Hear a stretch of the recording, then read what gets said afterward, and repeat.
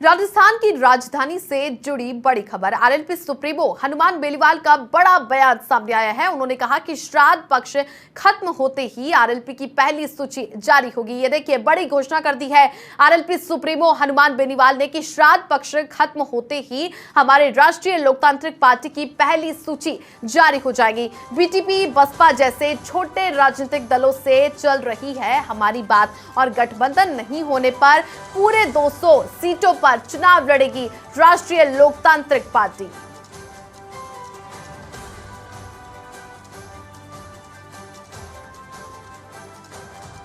बड़ी पार्टी हमारी विधानसभा के अंदर आप देखिए स्कोर के हिसाब से बसपा के 6 तो टूट के चले गए, आरएलपी थर्ड फोर्थ के हिसाब से।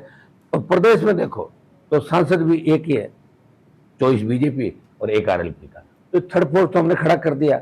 अब 23 के अंदर हम कितना वोट लेते हैं, कितनी सीटें जीते, ये मायना रखते हैं। और निश्चित रूप से कोई बड़ी बात नहीं, कांग्रेस बीजेपी से एक दल थर्ड नंबर जा सकता राजस्थान। देखिए बीटीपी, बीएसपी और बीएपी जो नहीं, इनसे मेरी बातचीत रेगुलर चल रही है। और भूपेंद्र हमारे सहयोगी जुड़ गए हैं। भूपेंद्र, आरएलपी सुप्रीमो हनुमान बेनीवाल ने बड़ा बयान दिया है। ऐसे में उन्होंने कहा है कि अब श्राद्ध पक्ष खत्म होते हैं हमारी पहली लिस्ट हम जारी कर देंगे। उसके अलावा गठबंधन को लेकर भी उन्होंने प्रमुख बात कही है। जी निश्चित तौर पर देखिए, राजस्थान की राजनीति से जुड़ी ये बड़ी खबर है। हनुमान बेनीवाल ने साफ संकेत दिए हैं कि जैसे ही श्राद्ध पक्ष खत्म होगा तो आरएलपी अपनी पहली सूची जारी कर देगी।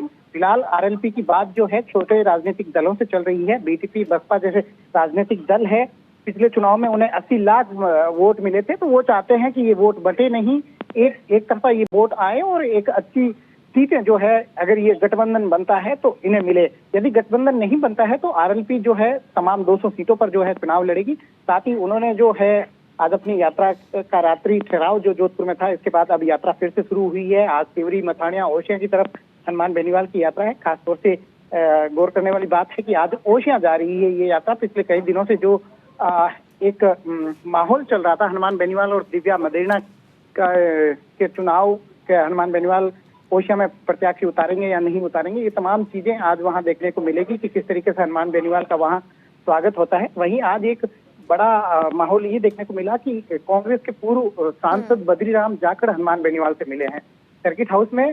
काफी देर तक उन्हें बात चली। हालांकि बाहर निकलने के बाद उन्होंने कहा कि ये उनकी शिष्टाचारिक मुलाकात थी, पारिवारिक रिलेशन के चलते उन्होंने ये मुलाकात की है। लेकिन राजनीतिक गलियारों में इसके भी कई मायने निकाले जा रहे हैं, क्योंकि जिस तरीके से ओशिया की राजनीति में लगातार उठापटक हो रही है और आज हनुमान बेनीवाल की यात्रा ओशिया जा रही है, तो कहीं ना कहीं इसके कई राजनीतिक मायने निकाले जा रहे हैं कि बद्रीराम जाखड़ भी जो है मिलने के लिए यहाँ हनुमान बेनीवाल से पहुंचे हैं। हालांकि हनुमान बेनीवाल ने भी कहा कि ये महज एक शिष्टाचारिक मुलाकात थी। चलिए, बहुत शुक्रिया भूपेंद्र तमाम जानकारियां साझा करने के लिए। तो देखिए, आरएलपी सुप्रीमो हनुमान बेनीवाल का ये बड़ा बयान सियासी हलकों में चर्चा का विषय बना है और साथ ही साथ अब उन्होंने कहा है कि श्राद्ध पक्ष खत्म होते ही हमारी पहली लिस्ट हम जारी कर देंगे।